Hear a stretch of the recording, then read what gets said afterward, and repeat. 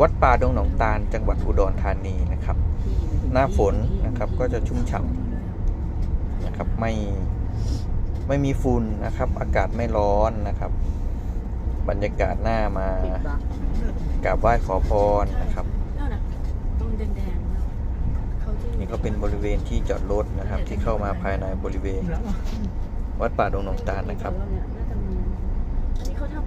ก็จุดที่กำลังก่อสร้างเพิ่มเติมก็มีนะครับจุดที่เสร็จแล้วก็มีนะครับด้วยแรงศรัทธาของผู้มากราบไหว้นะครับก็ทำให้นะครับมีการสร้างขยายเพิ่มเติมนะครับในบริเวณวัดนะครับนี่ก็เป็นบรรยากาศภายในวัดนะครับที่นำมาให้ชมนะครับร่มรื่นนะครับเงียบสงบนะครับเหมาะกับการมานั่งหิวใจนะครับ